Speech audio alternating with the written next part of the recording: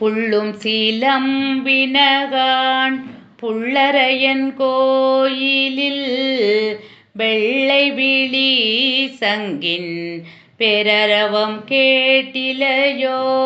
பிள்ளாய் எழுந்திராய் பேய்முலை நஞ்சுண்டு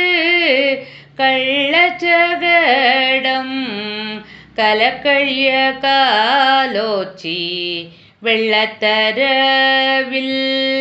துயிலமர்ந்த வித்தினை உள்ளத்து கொண்டு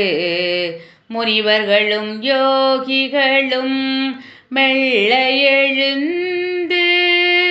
அரியன்ற பேரரவம் உள்ளம் புகுந்து குளிர்ந்தேலோ